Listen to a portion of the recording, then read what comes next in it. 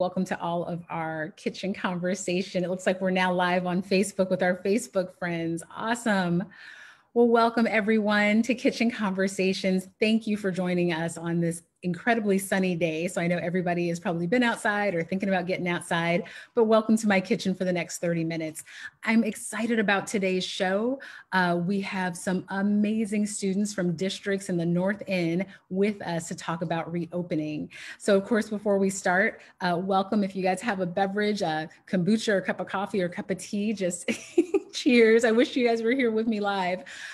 Before we start, I want to let everybody at home on Facebook know who we have with us today. We've got amazing students. We have Caitlin from Lake Stevens High. Hi, Caitlin. We also have Amel from Lake Stevens. Hey, Amel, welcome. We have Tara from Jackson. Great to see you, Tara. I know you're right down the street from where I am. We have Adeline from Marysville Getchell. Sorry about that. Hi. And then we have Melanie from Glacier Peak. Good to see you. And just for the folks at home, so you know, these schools are all in different districts. So Marysville is its own school district, Lake Stevens is its own school district, and of course, Jackson is in the Everett School District, and Glacier Peak is in the Snohomish School District. So we are covering a lot of ground here today. So I will kick it off with our first question today. And I just want to talk with you ladies about how did it go last spring, and how did your spring look with the school closing for what we thought would be a couple of days to a week to going home permanently? And let's kick it off with Caitlin. Yeah, so my experience with like socially distanced learning was a little bit stop and start. It was, I remember vividly, we were in the middle of English class and my friend stands up in the middle of like class and is just like, we're done. And I look at her and I'm like, what do you mean? She's like, no, like we're done. Like this is the last day of school. Like the governor just said it. And, so of course we're all pulling out our phones. Class at this point is like, you're not getting anyone back at this point. And I feel like that's kind of how it kind of moved on. Like I'm someone who thrives on like very like rigid like structure and routine, and that was a little bit difficult for me to get into because we had the first week into it was kind of like our grace period, and then we like got set up with one routine, went to spring break, tried to get it set up with another routine. So it was a lot of moving and shifting, and we just kind of we're all doing the best we can, and I think that's what we're still kind of aiming for, is just trying to do the best we can with the situation. Thank you for sharing that. It sounds pretty sudden. So was it that sudden for you, Adeline, at Marysville in terms of the shutdown? No, not really. So it was kind of gradual. So they let us out of school. They were like, oh, you'll come back. Don't get too attached to online learning, things like that. And they kind of kept hinting that we were gonna come back maybe to get yearbooks or something along those lines. Mm-hmm. And then it just never happened. So everyone was just kind of confused. Nobody really knew what to do because obviously nobody had been in that situation before. Yeah. So it was more scary and confusing than anything, I think, for us. Wow. And Melanie, Glacier Peak, how did it go in Snohomish? Yeah, I remember they came out with the decision to like let us go home and we would do online learning until spring break. And I remember like kind of like Caitlin in my English class, and we were kind of joking. We're like, oh, we'll see you in a month, and like we'll miss you, but we'll see you. And then I remember our teachers, like, because we only got the news like the day before, like a couple days before, so our teachers were like printing stuff like crazy. They're handing us all this stuff to do, and they're like, we're gonna collect this after spring break, like make sure you do it. And then once we finally got the news that it would the rest of the year be online, I think at first I was like really into it. I was like, oh, very structured. I'm going to do everything. But then towards the end, it kind of petered out like my enthusiasm. And I was like, oh, I just need to get through the whole year. And I think that that's how it was for a lot of like my friends too. So at first it was exciting, but then it became kind of not so exciting at the end. Yeah, no, that makes sense. And Amel, what about you? You got a smile on your face. How did it go for you? I know you're in Lake Stevens as well. I think mine was more like Caitlin's. It was very sudden. Like everyone was talking about it, but I was just like, no one actually kind of believed that it was happening. Like no one was taking the coronavirus that seriously back then. It was kind of like, okay, it's hitting. Okay, And then we saw the peak and everyone was like, oh my God, it's actually happening. And then I came in. I'm actually the opposite of Melanie. I was really bummed out at first. Like I wasn't used to being on my own. Like I couldn't hold myself accountable at first. But as the time went on, I was like, okay, I need to do work to get, do that. And then that's how I was able to settle in with my own schedule and everything. Wow, it's kind of scary and unsettling. And so, Tara, at Jackson, you were at the high school with the first COVID positive student in the nation. So you might have had a little different experience there. How did it go for you? Yeah, it was. I remember. So this was still in February. So I think it was February 28th. I'm pretty sure. I was at the. It was a Friday night at like 6 o'clock, and I was at the school's like lip sync battle competition. Yeah, it was very strange. It was like the middle of an act that students had been just like, doing their fun lip syncing. And then that was when the call went out to all the students that a student had tested positive and that we'd be closed on Monday. And so it was like everybody just started like kind of like murmuring in the middle of someone's act. And then they finished it and everybody just got up and left in the middle of the show. And it was the strangest thing. But then we took Monday off. They took the weekend and the Monday to clean. But even when we went back, nobody was taking it seriously. Everyone was like, wow, that was so weird. Like, I can't believe we had that one day off. And then everybody was kind of just acting like everything was normal again. Like in that, there was a 2-week period between when that happened and when everything totally shut down. And until like the 3 days leading up to the last day when it was announced that we were going to be shut off, everyone was kind of just in denial and they thought it was like that isolated event. So that was what was strange. And I had like one teacher who was like, no, we're done for the rest of the year. And everyone was like, okay, like, yeah, as if that would happen. But he was right. So lo and behold, it's interesting that all of you had very different experiences with how the shutdown hit at all your places. And it's funny, Tara, when you said that lip syncing, I remember because my kiddos go to that school, full disclosure. And I remember they decided at the last minute not to go to the lip syncing thing. And then their phones started blowing up with people, leaving in quick formation after getting that news. So that was, it was a scary time. So thank you guys for sharing that. And I think the big thing kind of onto our next kind of subject, right, is reopening. So we didn't think it would be this long. I think all of us as parents and as leaders and as students, we thought, okay, a month or two. But the question now that it's been the rest of the year, the summer, how do we reopen? And I guess, as you guys talk about reopening, maybe a little bit about how learning went at home and how that kind of affects your view of how to reopen the schools. But I think specifically, you've got this really unique perspective because you are the customers, right? You are the school. This is why we're doing it. So hearing your thoughts is really, really important. And Tara, do you want to start? Because I know you've been doing some work with the school district on some of our reopening committees in Everett. So what are your thoughts? Yeah, so I'm going to try not to disclose too much about what we're talking about at Everett, but I think just a lot of the conversation is, and this is no surprise to anyone, is just like online online school does not work well for everyone. In fact, it doesn't work very well for almost anyone. Being fully online, especially that short notice, obviously with more notice and more prep for teachers and stuff, it could have been better. But it's tough. And so I think my personal opinion is that there's pretty much no way to go fully back and have all students there at the same time. And so I definitely lean towards a hybrid model, and that being kind of at least at the high school level, almost looking at high school more the way that colleges are structured. So maybe a couple times a week you're there with your teachers and learning those lessons with them, but then you have a lot more independent work.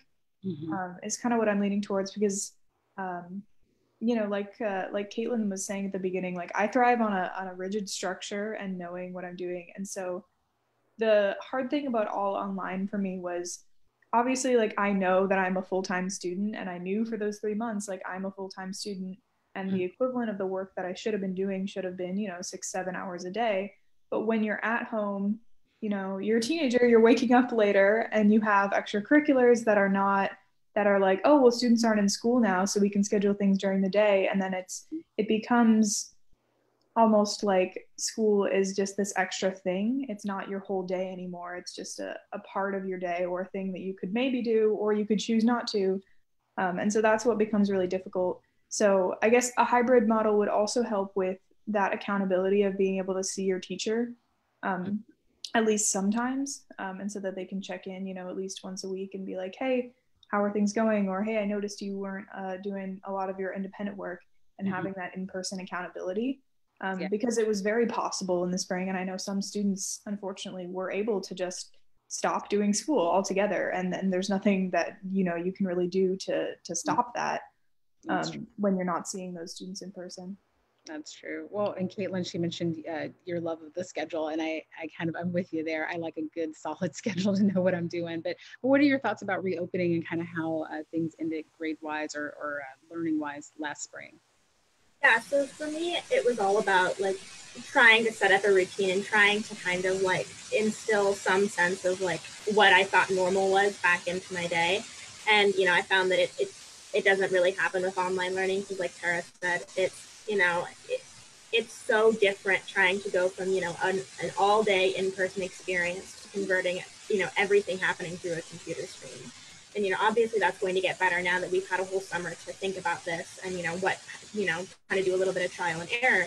And, ultimately, I think I haven't talked to anyone, and this is rare, especially among teenagers, I haven't talked to anyone that has said, I don't want to go back to school. Everyone wants to be back physically in the classroom. I think because to a certain extent, like, we all want something normal. And I think that's probably our best bet as far as getting, any sort of like real learning happening, because I feel like for me at least, I can finish assignments and I can get good grades through a screen, but I can't learn through a screen. I just kind of absorb the information and I put it back out because, there's like a dimension that you just can't replicate through a screen. But I think ultimately, what I'm thinking I'm most comfortable with is honestly probably like a completely online, just because, I've been looking at a lot of the numbers and everything, and I just I can't, the idea of putting people at risk, especially, people at our school that might be in those high risk populations. I have a lot of friends who, have disabilities and are immunocompromised, or, have families that are immunocompromised. And I wonder, how are they going to get through the day, because there's only so much distancing that you can do when you have that many kids together. So, I like everyone else, I want a hybrid model and I'd be perfectly fine with that. But I think honestly I think our best option would be totally online. But, I don't think it's a tough decision. It's kind of an impossible decision to make. So. Sure. Well, Melanie, at Glacier Peak, what are your thoughts? I know Snohomish has two high schools, Snohomish and Glacier Peak, and they're really different in terms of the way they look and the way they feel. So how would you feel about reopening next spring or next fall? Yeah, I kind of agree with Caitlin. Like, I love the idea of like a hybrid. I'm not so much about the structure. Like, I think I could still function with the online work, but I do miss like the human interaction, like being with friends, being with people, seeing a teacher. That's what I miss the most. And even though, so the hybrid would give me at least some of that, I think, okay, there's an A group and a B group. That's still like 900 kids. I know for a fact that there's going to be a portion of them who don't take things seriously or who don't try to social distance. And then that just puts like everyone in danger. And so I think that if you like take away that option, I think that would like be hard for some kids, but I think that might be the best thing for everyone. And maybe, just for the first semester, or maybe we could try something second semester. But I've also heard like stuff from like the CDC saying to brace for the worst, like in the fall and winter. And so that kind of worries me, making a decision now and then what's going to happen if it gets worse, but we let hybrid go on. So for me, I do want that human interaction, but I'm still scared. And I still think that there's a lot of more things to look at.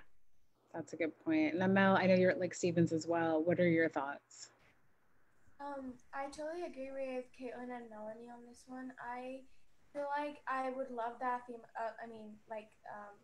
Interaction with like human interaction with my teachers and learn in person, because I just learn better that way.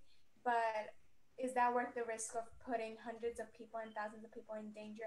I that's just where I'm like, that's a risk that I'm not gonna be willing to take because I'm immunocompromised and I'm living with people who are immunocompromised. So when I'm doing that, I can't take the risk of being responsible for that's true. their conditions. So yeah, that's just Good we have to point. look at a lot more variables here rather than just human interaction because I understand that it's a big part, but Yeah.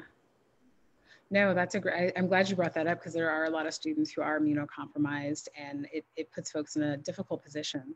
And Adeline, what about Marysville? What about Getchell, where you're going to school? What are your thoughts on reopening?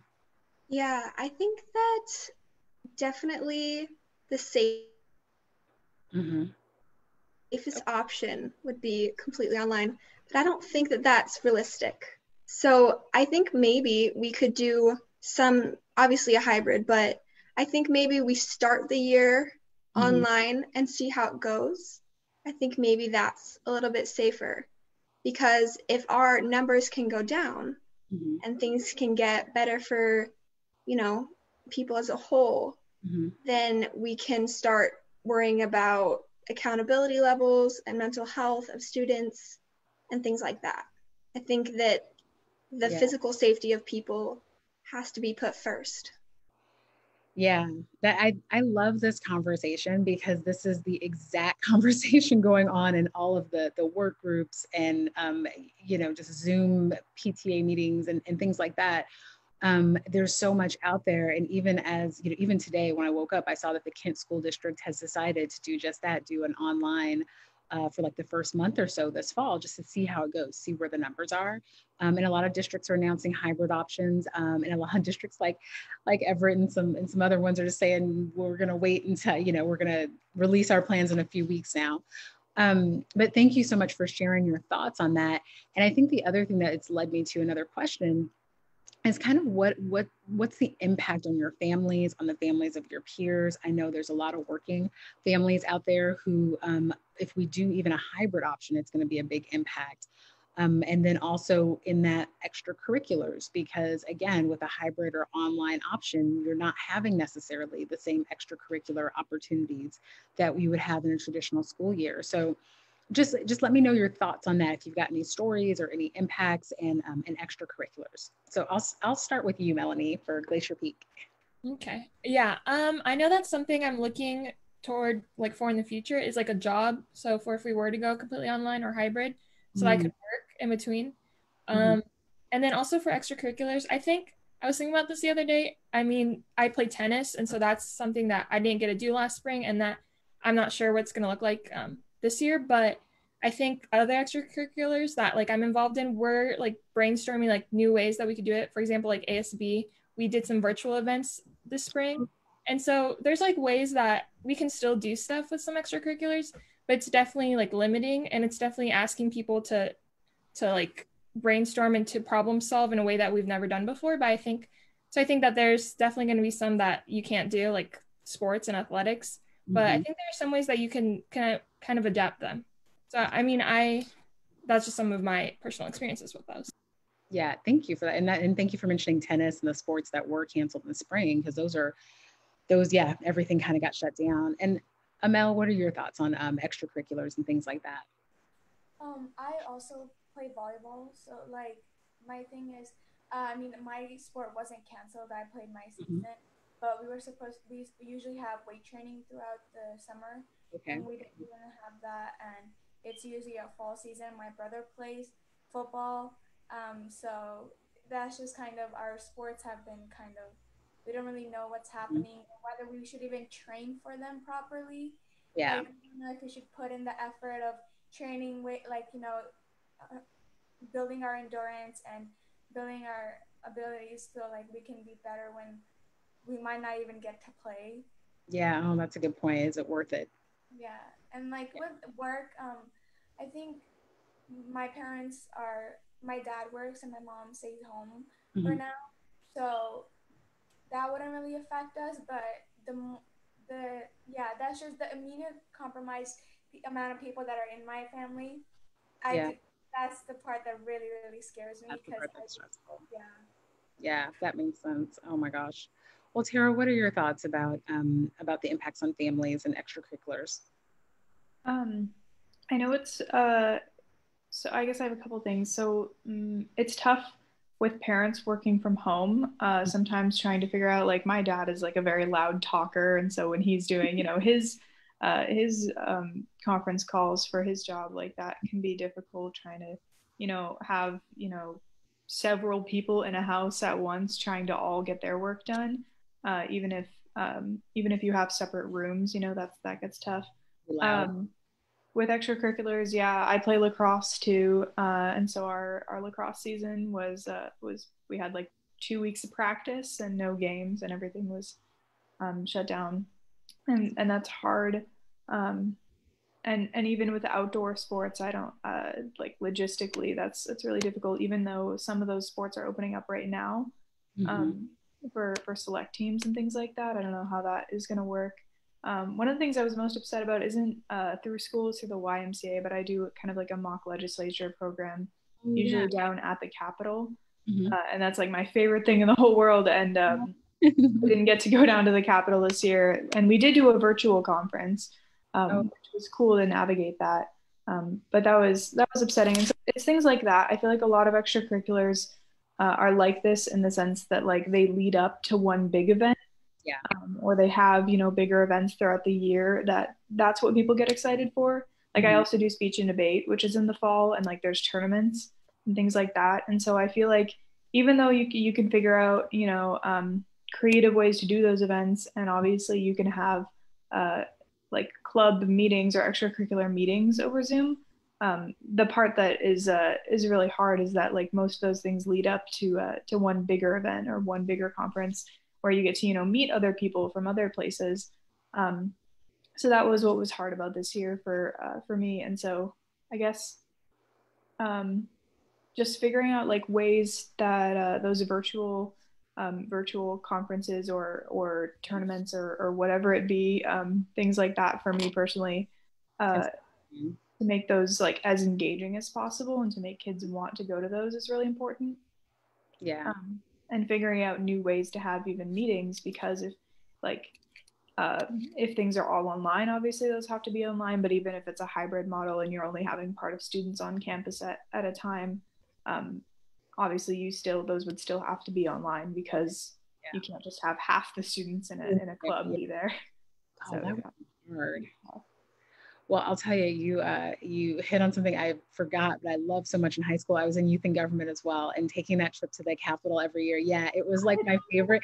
Well, and the thing I loved the most was sitting in the legislators' seats, like knowing that they sat there, but I was there when they're not. I don't know. You were an alumni. That's awesome. It's my favorite thing in the whole world. Awesome. And it's just just feeling the desk and just the wood, and yeah, it's awesome. So I'm glad to hear you enjoy it too. And so, Adeline, what about for you in terms of reopening and just some of the extracurriculars and impacts on family? I think that, yeah, kind of piggybacking off of a couple things that Tara said, it is hard to have a lot of Zoom meetings going on at the same time. So I know in my family, my mom is also a very loud talker, since she's a politician. So she's, very social and very loud. My sister is a pretty loud talker. So just having to, like, schedule that and get everyone into separate rooms and things like that, that was a little difficult. And then on the sports side of things and extracurriculars, I do band and I'm on the track team. So it's really hard for band, because what are you going to do? You can't play together, and that's the entire point of it. So I don't know. I really don't know what we could do as a solution to that, if I'm being honest with you, because of course for sports you can meet in small groups, but for band you can't meet in small groups. You really have to meet together. So I think that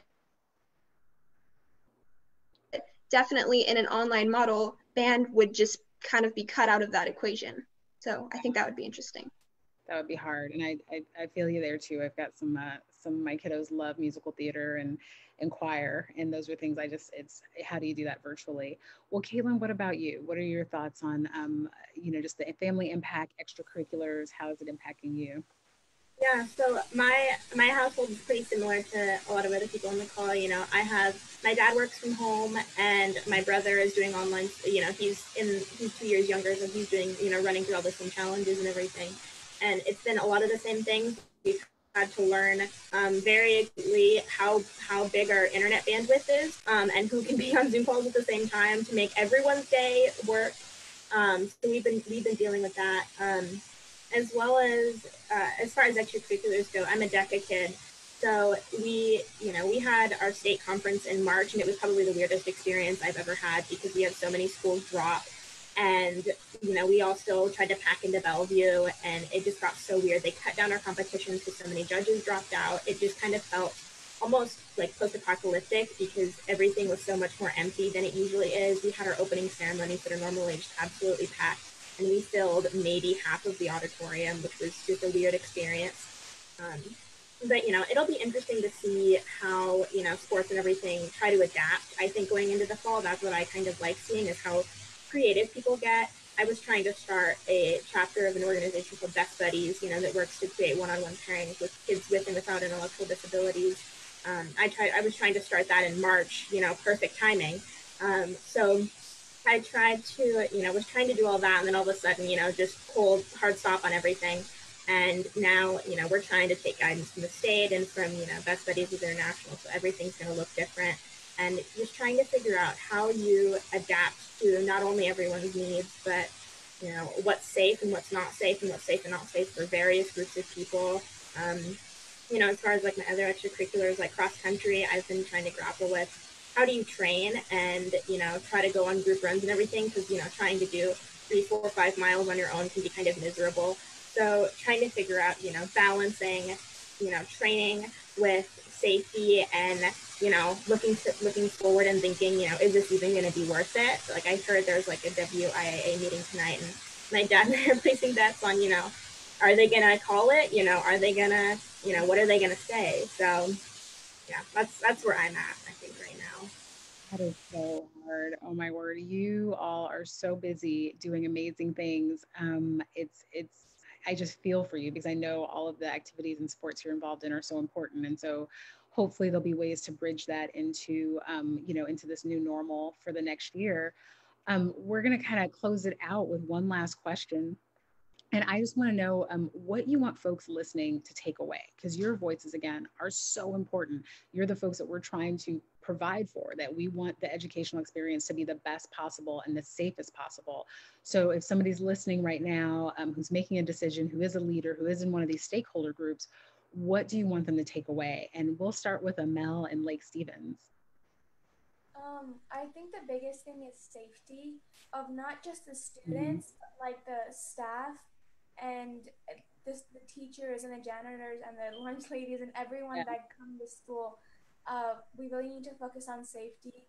I mean, I think online teaching could become a lot better because now we have more time. So if we did the right type of planning and teachers knew what they were going into, I think teachers will get used to it, and we might be able to pull it off. But I think the number one thing that any lawmakers that should be really worrying about is safety of students and stuff. Thank you for that. That's huge. And Adeline, what about you in Marysville? What's one takeaway you want folks to have?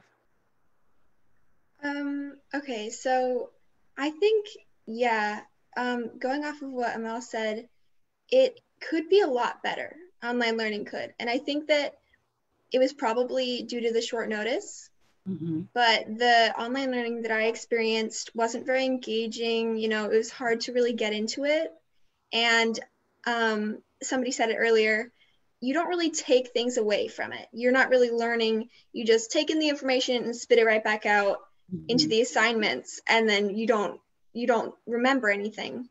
So I actually took a Seattle U summer course recently, and in that, they really had it down. They really could get you engaged in the learning. And I think the reason behind that is that they had that social aspect of it down. So they had a social part of the day where you could go in and you could communicate like through Zoom with a team that you had. And I think that that's really important, that we still prioritize the mental health of students and of teachers and put them in that social situation. And I mean, as close to a social situation that we can right now, still prioritizing that safety.